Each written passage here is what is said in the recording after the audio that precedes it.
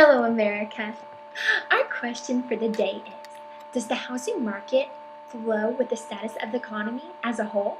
Why do housing prices constantly fluctuate unlike something similar, like automobile prices?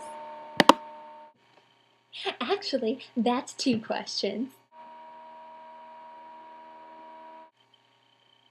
Sorry. Okay, well, I have an answer to your question. Fantastic.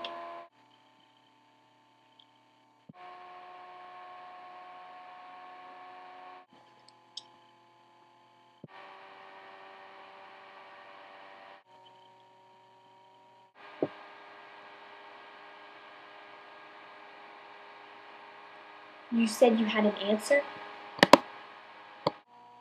Oh, my answer is no. No what? No, I do not know the answer to your question. Okay. But now is as good a time as ever to find out.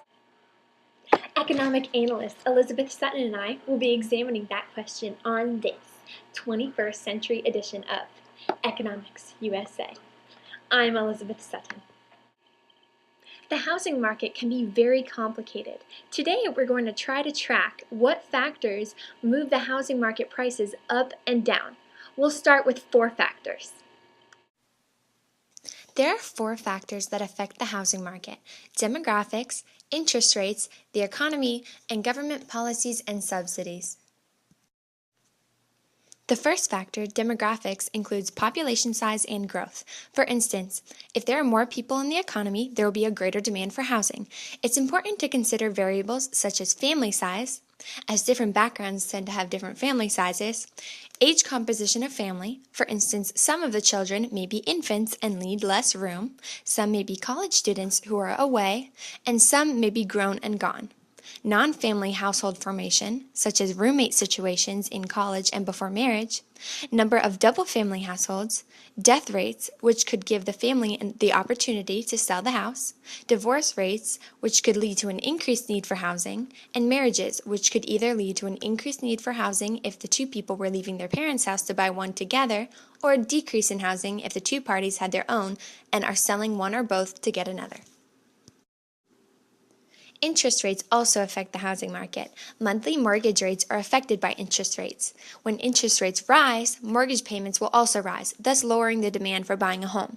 When interest rates fall, it costs less to obtain a mortgage to buy a home, which leads to a higher demand for real estate, which in turn raises housing prices. Also, the easier it is to get a mortgage, the more likely people will be to buy a house. When banks ease up on their policy and strictness towards accepting clients with good credit, lower deposits, and allow people to borrow large income multiples, housing demand skyrockets because everyone suddenly feels capable of owning a home even if they aren't financially ready to. The economy is a key factor that affects the housing market. The overall health of the economy, measured by GDP, employment rate, manufacturing activity, and prices of goods, upon other things, directly affect the consumers of the housing market. Slow economy usually means slow real estate.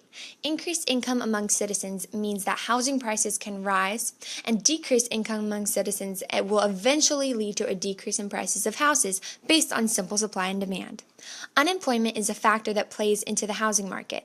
If an individual is not sure where his or her next meal is going to come from, they surely would not want the burden of owning their own home and wouldn't even think about searching to buy one. Also, though, the fear of unemployment is a great factor because if someone does not have job security, they most likely will not want to be attached to a home. They may feel like they need to be able to move if they lose their job and need to move. Consumer confidence is very important because taking a mortgage out can be risky. Expectations towards the housing market is very important as well.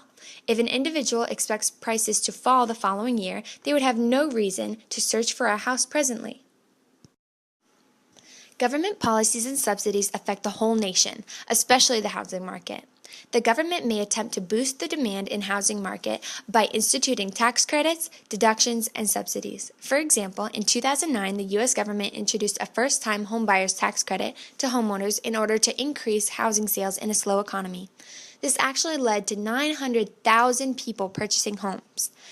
An example of the president getting involved in the housing market is seen when Franklin D. Roosevelt became president in 1933.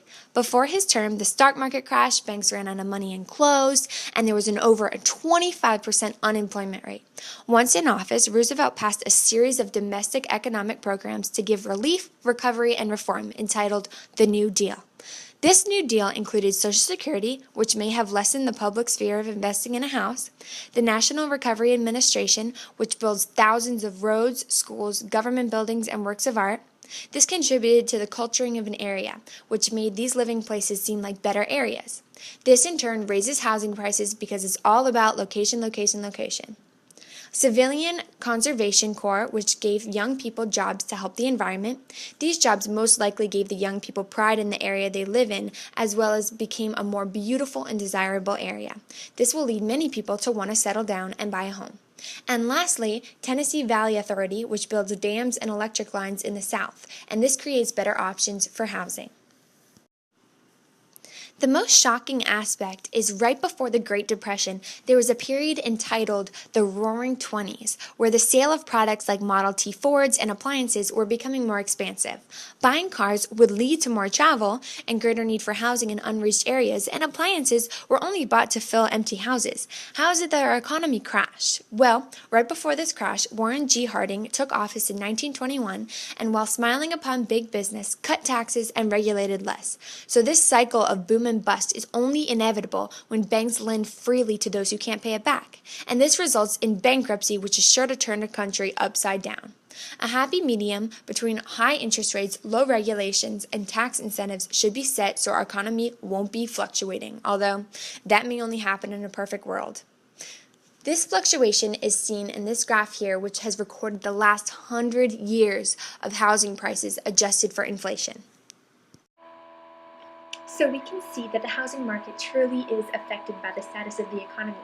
We can tell now why housing prices rise and fall, and that looking back at history can help us see our future more clearly. I'm Elizabeth Sutton. And I'm Elizabeth Sutton. So, no, I end. This is surely a subject we will be investigating further on this 21st century edition of Economics USA. I'm Elizabeth Sutton.